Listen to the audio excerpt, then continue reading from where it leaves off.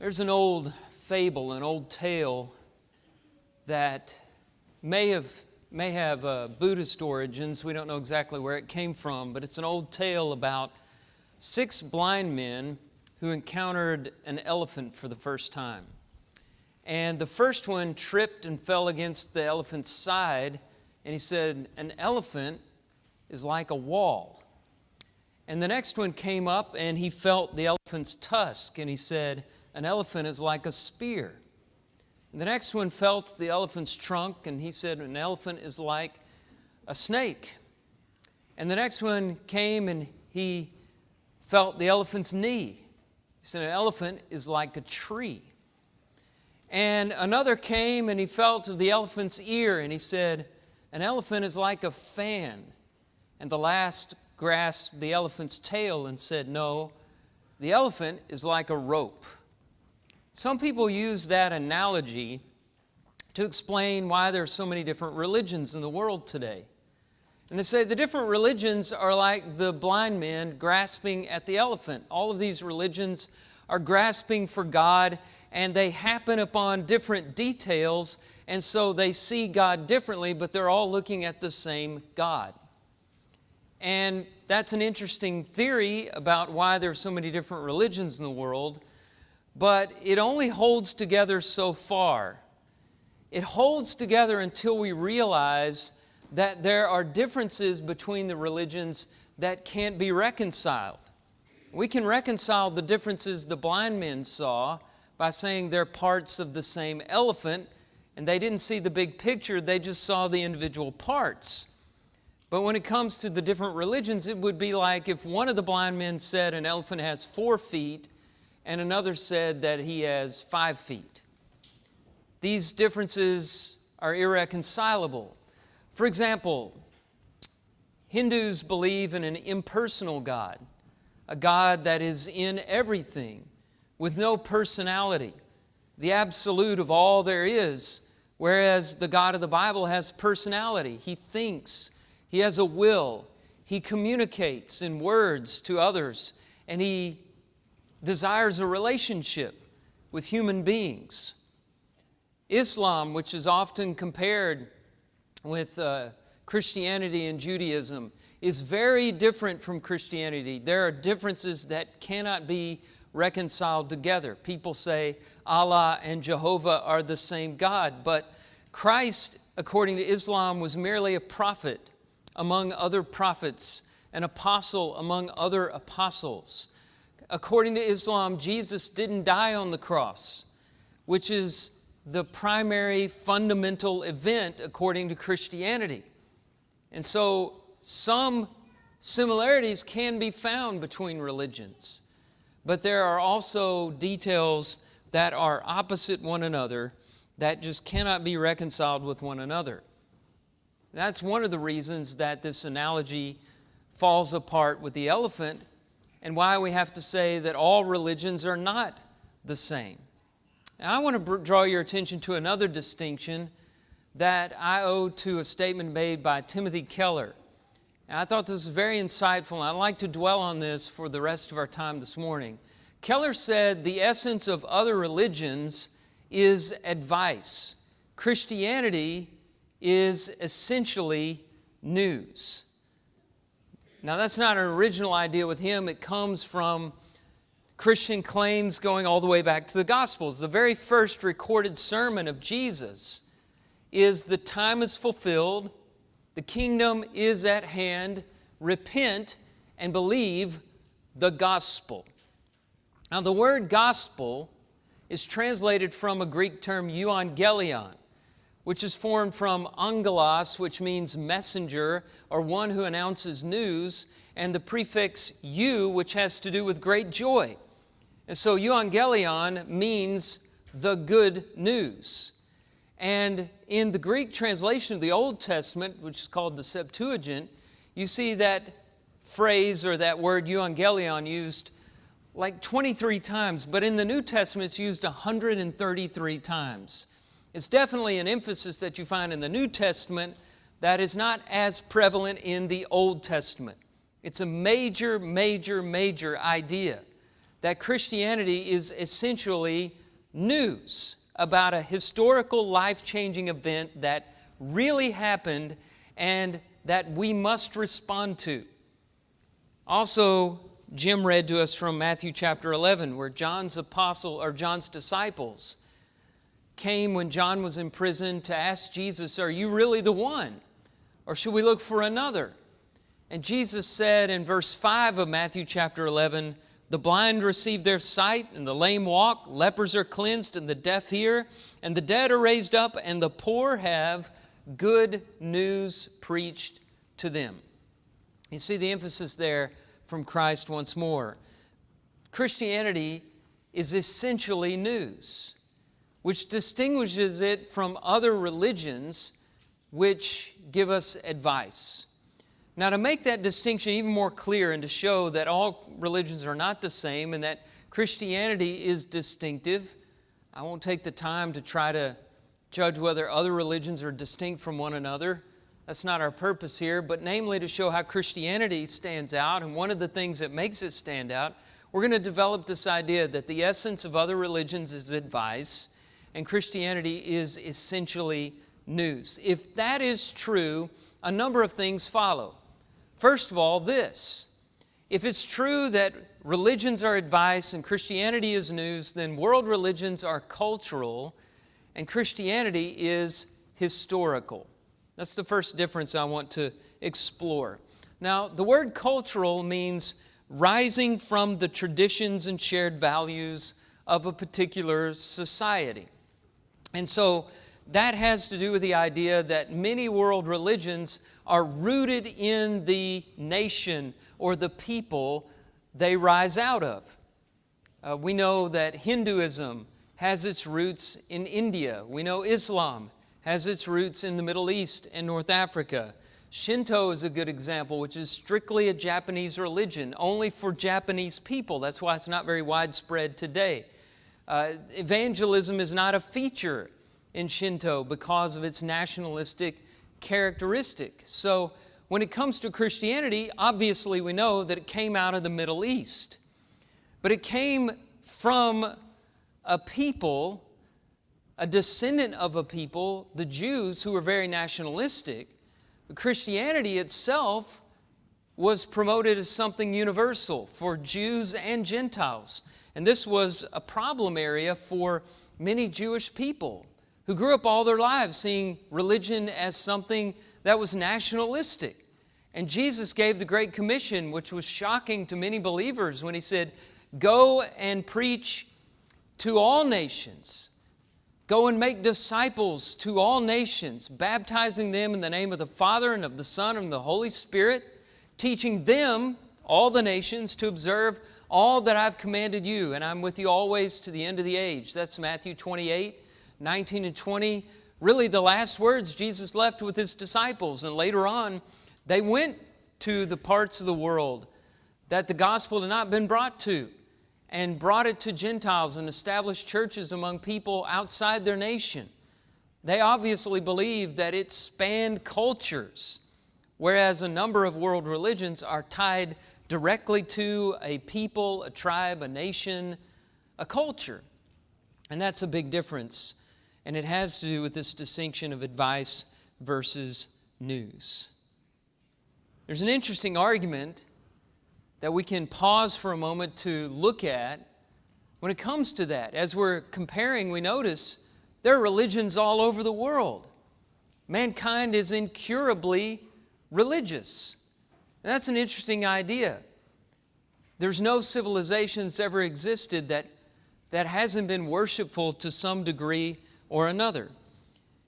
And it's interesting because in the absence of revealed truth, people will find some substitute for God and worship that, whether it's the sun or the moon or some mythological creation or even a king or an emperor or a ruler of some kind.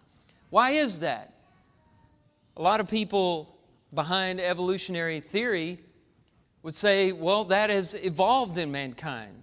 And they make some pretty good arguments about that. We know religion is better for you physically and mentally and emotionally. People who are religious, people of faith, on average, live longer lives than people without faith.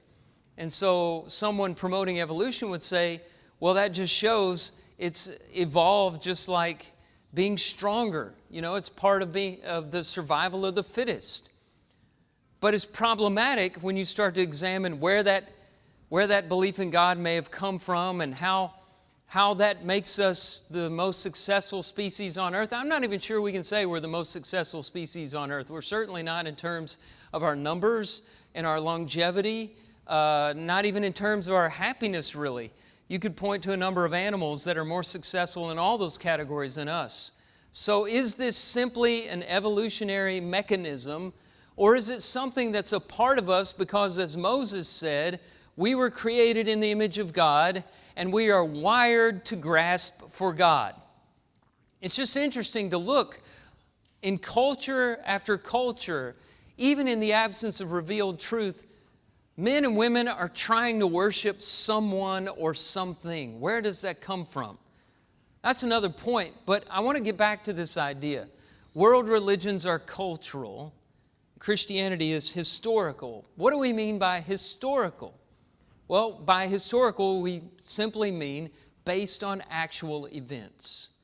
Now, can we really look back at the historical record and see evidence that Jesus really died on the cross, and more importantly, that He rose from the dead? A lot of people were crucified. Thousands of people were crucified. What made Jesus unique, the claim of the gospel unique, is that He rose from the dead. Can we look back in history and really see any evidence of that? If it were a historical event, we would expect to see that. And there are a lot of things we could look at that we don't have time to talk about this morning, but I'll draw one thing to your attention, just the fact of the existence of Christianity itself. It came from a people and a culture who weren't prepared for its claims. And it made claims within the very city where the founder, Jesus Christ, was crucified as a criminal. If Jesus had not risen from the dead, then all His enemies would have to have done was produce His body, His corpse, and it would have stopped Christianity in its tracks, which was something the religious establishment was very interested in doing. But they didn't do it. Why? Now, something that a lot of skeptics have said is, well, ancient people were just a lot more gullible than we are today. And that's something that C.S. Lewis once called chronological snobbery, to assume that we're just more enlightened than people a long time ago because we've discovered more and developed more than they have and had more opportunities to learn than they have. It's simply not the case that ancient people were more prepared to believe in resurrection than we are. Quite the opposite. They might have been more skeptical than we are today. You have to look at, again, culture. What were their philosophies? What was their culture feeding them? Ideas that bodies rise from the dead? Certainly not. The Gentile culture was dominated by Greek philosophy in those days. You can look at some of the philosophers Paul debated with. They were Epicurean and Stoic philosophers. Now, these were people who didn't believe really in life after death as we think of it. The Epicureans certainly didn't. Stoics had some idea of being absorbed into an absolute ultimate reality, but nothing like a personal conscious life after death the way we did. Greek philosophy did not lend itself to being raised in an idea of life after death. They just didn't grow up believing in that kind of thing like you and I may have in Christian tradition. And somebody might say, well, the Jews did. But look at Jesus' debate with the Sadducees in Matthew chapter 22. The Sadducees didn't believe in life after death. They argued with Jesus about life after death. They didn't believe in heaven, hell, judgment day, angels, demons. They didn't believe in anything spiritual, contrary to what we might think. And the Pharisees really weren't prepared for this idea either. They believed in a resurrection at the end of time in general, but they had no idea or teaching that lent itself to one person rising from the dead to be followed by many others at His return at the end of time. That was something they didn't believe, they didn't want to believe, and they argued fiercely against. So the point that I'm trying to make is, it's amazing that Christianity got its start because it's based on a claim that Jesus really died on the cross and that He really rose from the grave 3 days later. And that was born in a culture that was not ready to accept claims of resurrection. They were maybe more skeptical than we are about those kinds of things. And so you look back and you see the disciples really struggling to make people believe this idea. Even in the gospel itself, the New Testament, you read this over and over again. They're encountering people who are very skeptical about this. When the women who first discovered the empty tomb came and told the disciples whom Jesus was constantly saying to, I will rise again. When they told them the tomb was empty, Luke tells us in Luke 24 that it seemed to them to be an idle tale. This is women just making things up. That was how they responded to it in their chauvinistic way. And then also, when you look at some of the other reactions, you see similar things. Thomas, for example, after the other disciples told him, it's true, we saw Jesus, He was among us. Thomas wasn't there that day. He said, unless I put my hands in the marks in His hands and the scar in His side, I will not believe. And a week later, Jesus gave him the opportunity to do the very thing that he wanted to do. Paul in 1 Corinthians 15 is struggling to make the Corinthians believe, which makes sense because they were just south of Athens, the think tank for Greek philosophy that I explained to you a moment ago. It doesn't lend itself to an afterlife. Some were saying there's no resurrection of the dead, Paul said in 1 Corinthians 15, verse 12. So he listed a number of eyewitnesses, over 500 of them, and he noted that they were still alive, implying that if you needed to, you could go check with them to see if there's any veracity to what they were saying. Peter also seems to have struggled with skeptics about the resurrection. In 2 Peter chapter 1, verse 16, he talks about the accusation that they were following cleverly devised myths. And so the point that I'm trying to make here is Christianity's claim is historical. It is that Jesus' death, burial, and resurrection was an actual event. It really happened. And that all has to do with the idea that it's news. Now, I think this is evangelistically important because it's much more striking and it makes much more of an impact to go to a person and say, I'm going to tell you about something that happened and that will change your life, than it is to go to a person and say, I have some advice I want you to follow. I have some words for you that I'm going to teach you that have the authority of my religion behind them. World religions are cultural. They give advice. Christianity is historical. Let me develop this in another way. If world religions are advice and Christianity is news, then world religions work and Christianity responds. They promote work. Christianity promotes a response. Well, what does that mean? Here's the difference. Other religions say this is what you have to do to connect to God. This is how you must act. This is how you must talk.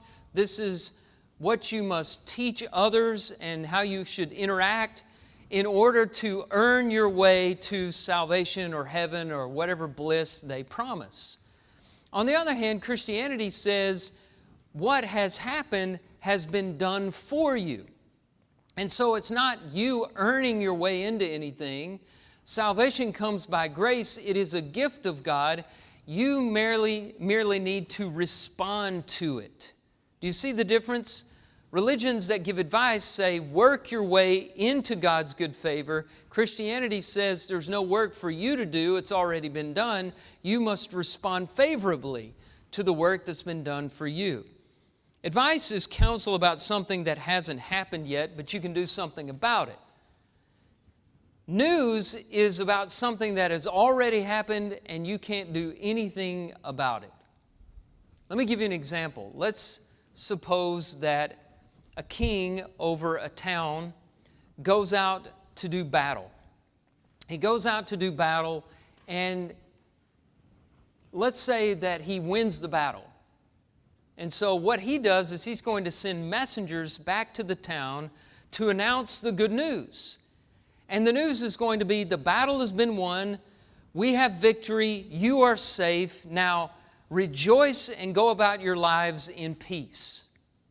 Okay? But let's say in another case, the king goes out, he fights battle on behalf of his town, but he doesn't defeat the invading armies. In fact, he suffers a great defeat. Now he doesn't send messengers. It's his duty to send advisors, military advisors. We've suffered a defeat in battle. Our town is in danger.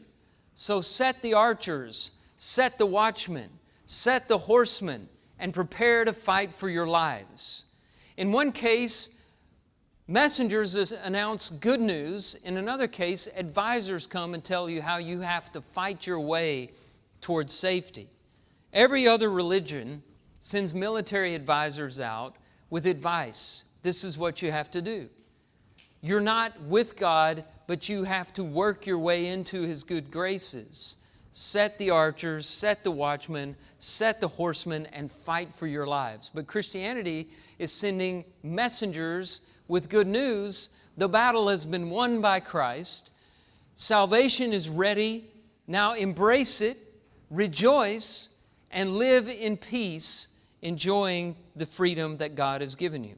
Now, does that mean Christians don't think there's any work to do at all? Of course not. Now, this is a confusion that goes all the way back to Paul's letters. Romans 6 begins, shall we continue in sin that grace may abound? He says, God forbid. That's not at all the message of Christianity, that there are no commandments or laws to follow, or there's no way that we must live. But it's all about the motivation behind it. We don't live a certain way because we're trying to fight our way to salvation and work our own salvation. We live a certain way as a response in joy to what has been done for us. And there are a couple of passages of Scripture I want to bring you to illustrate that point. One is Ephesians chapter 2, verses 8 through 10. Let's turn over there and look at that. Ephesians 2, verses 8 and 9 make this first point, that good works do not produce grace. Okay, listen to what Paul says. By grace you have been saved through faith, and it is not your own doing. It is the gift of God, not a result of works, so that no one may boast. So you see what he's saying? Good works the works of men cannot produce grace. So there's no use in getting advice from some religion about how you can work your way into God's favor, because it just can't be done. Works don't produce grace. But that's not the end of the matter for works. We have to read verse 10. And what does verse 10 say? Verse 10 says, grace, however, produces good works. He says, for we are His workmanship, created in Christ Jesus for good works, which God prepared beforehand that we should walk in them. I find this word translated workmanship extremely interesting. It comes from the word in Greek poema, from which we get our word poem. And it means a masterpiece or a composition, like a work of art. And Paul is saying, in saving us by grace, God makes us a new creation. That's his language from 2 Corinthians 5:17. A new creation, a composition, a masterpiece, a work of art. And what is the purpose of this work of art that He has made us in Christ Jesus? To walk, that is, to have a daily lifestyle of good works. We're created for work, for righteousness.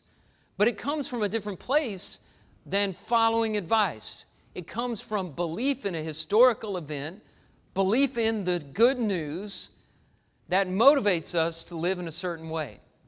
Another passage to look at, Titus chapter 2, verses 11 and 12. As we read this, I want you to notice how motivating grace is the way that Paul describes it. He says, the grace of God has appeared, bringing salvation for all people. That's where most people stop. Grace of God Gift of God brings salvation, so there's nothing to do. That's not what Paul says. Look at how he talks about the spark of motivation in grace. Grace of God, verse 11, appears, bringing salvation for all people. What does it do? The grace trains us to, negatively, renounce ungodliness and worldly passions, and positively to live upright, self-controlled, godly lives in the present age. So grace is doing all kinds of things in us, but it's coming from a different place. We'll talk about the fear of following advice versus the joy of responding to good news a little bit later. But that gets you started on that idea that this isn't about having no work to do or following no laws. It's just the reason why you follow the laws is different. You're not trying to work your way into God's favor. You believe in that, but you're responding with joy. Now here's the third idea.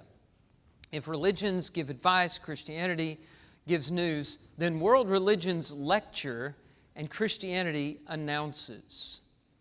Now here I'm going to talk about what should be the case rather than necessarily what is actually the case, okay? So I don't want you to start arguing with me just yet. I know some of you see that and you're like, I've heard a lot of lectures in church before, and I've heard them from you, Drew. Okay, we're going to talk about what should be the case, and we're not going to look back on past mistakes that me or somebody else may have made here.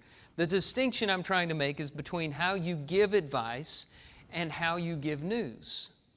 And this is very interesting.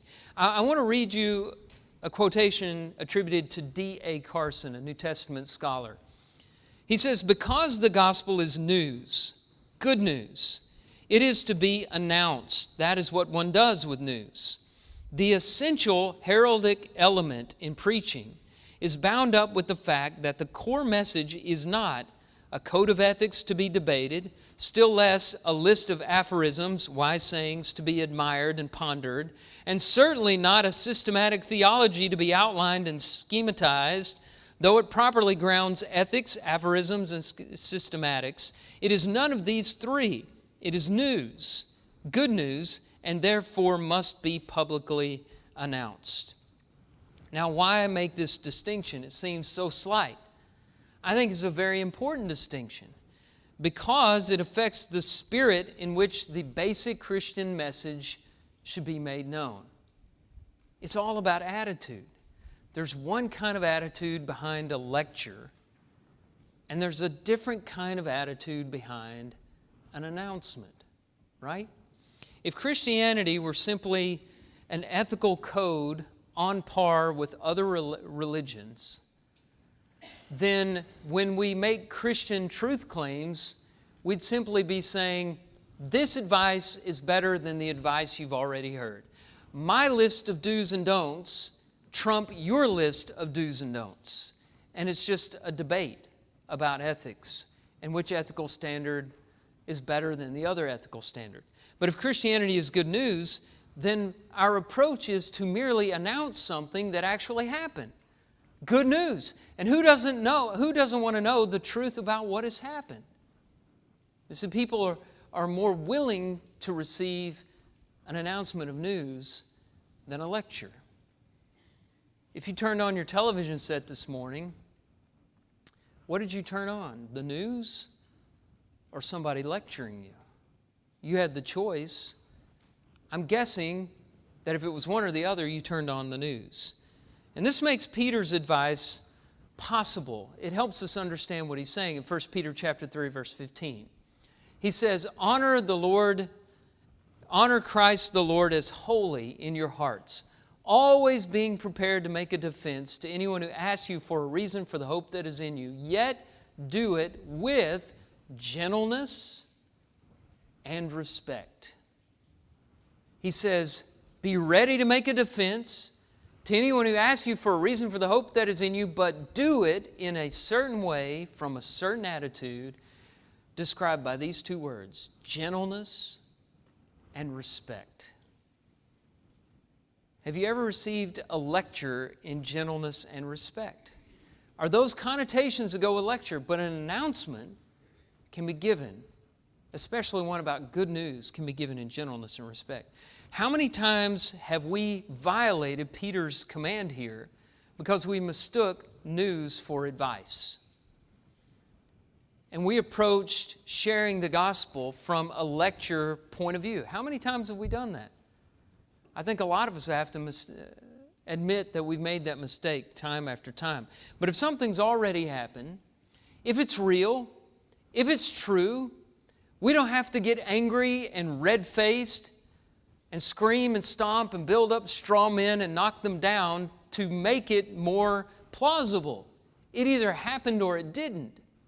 And it's just news that we report on. I noticed years ago that in the pulpit, the less I had to say, the more I shouted and pounded. I don't do that anymore because I noticed that when I did that kind of stuff and tried to get people's attention, it was really because I had not prepared as well. If I'm prepared, I'm more focused on what I want to share with the people than the act that I'm putting on behind the pulpit. If you're a smart person, you don't have to walk around telling people that you're smart. They already know. If you're a physically imposing individual, you don't have to try to scare people and intimidate them to let them know that you're a physically imposing person. They already get that. They can see it in your actions and in your size.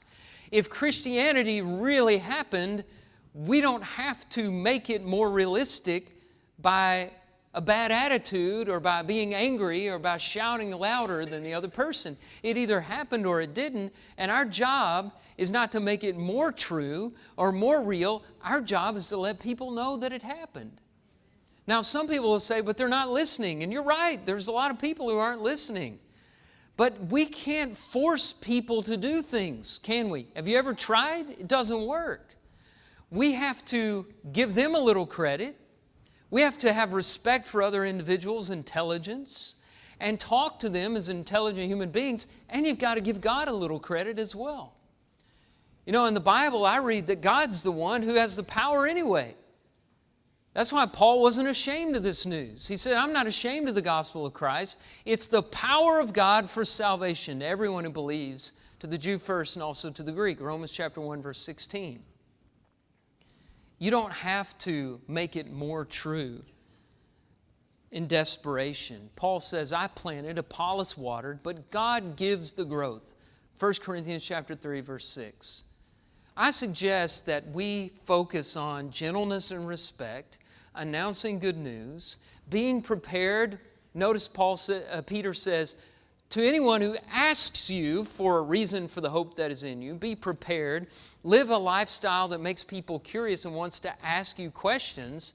And then as you do that, speak with them, respect their intelligence, and pray more for open hearts. You don't have to do all this yourself. You're just announcing news. That's just a part of the puzzle. Now, there's one last part of the distinction I want to share with you. If religions are advice and Christianity is news, then world religions produce fear and Christianity produces joy. I want to take you back to the illustration of the king going out to fight the battle and the two perspectives on that. Now, if he wins the battle, he sends messengers, right, to announce the good news. The battle has been won, and you can go about your lives in peace. If he loses the battle, he sends advisors. Set the watchmen, set the horsemen, get the soldiers ready, prepare to fight for your lives. Here's what's interesting. Both will produce powerful results. Both will be followed by a lot of activity. But in one case, the activity will be driven by joy, and in the other case, the activity will be driven by fear. In one case, people will hear that they're saved, and they will, out of gratitude and joy and excitement and pride, get busy about their life doing productive things because of who they are as a people on victory's side. But in the other case, The people are busying themselves and they're working, fighting for their lives in fear. Now, what do you think's the better lifestyle? What do you think's the more productive? Both produce a lot of activity. But if we're driven by fear to do our Christian work, then that fear is going to break down into self-righteousness, or it's going to break down into anger or bitterness or guilt or shame. But if we're working by joy, knowing what God has done for us, then it has a lasting effect, and the productivity goes into eternity. And so that's why Paul said what he says in Romans chapter 10, verses 14 and 15, when he asks, "How then will they call on him in whom they have not believed? And how are they to believe in him of whom they have not heard? And how are they to hear without someone preaching? And how are they to preach unless they are sent? As it is written, how beautiful are the feet of those who preach the good news." When people come with good news, they're seen as beautiful, and the people respond with joy. And it's such a better motivation. Why don't we use it more? Think about it. The results that you've gotten in your evangelism, in your parenting, in your relationships with friends and family, they'll tell you if you're trying to motivate with fear or with joy. If you're giving advice or you're giving news, they'll tell you. Because if the people that you've tried to influence turn and walk the other way when they see you coming, or if they listened to you at first but burned out fast, or if they patiently sat through your lecture and then tried to find excuses for never listening to you again, you're trying to drive the advice that brings fear at them. But if they've responded and they've given their lives to God, then maybe, just maybe, you shared with them the gospel, the good news, and they're rejoicing as they respond. If Jesus didn't really die and rise again, then it's all right to think of all religions as the same and say, we're all just taking different roads to the same place. But if Christ didn't really die and rise, and Christianity is unique in that one change makes it crumble at its foundations. There's nothing to support it without that event. And so Paul said in 1 Corinthians chapter 15, verse 17, if Christ has not been raised, your faith is futile, and you are still in your sins. But we know that He came out of the tomb. We know that He raised. We know that He ascended into heaven, that He's seated at the right hand of God. And that is our message. That's our good news, that He died so that we don't have to, and that He rose to show that one day we all will rise with Him and live eternally with the Father in heaven, that there is hope in life after death. That is our news. And it's based on history, and it's something that we gladly announce. And it's something that's already happened. It's not advice where you have to make something happen. It's something that has already happened, and it's your job to respond to that news if you believe it. Now, we've selected an invitation song to encourage those who want to respond. And if you want to respond this morning and you're not quite sure how, we want to help you know what's next. What's the first step in responding? And if you want to know more about that, as we sing this song, we ask you to come forward. Come forward right now as we stand and as we sing.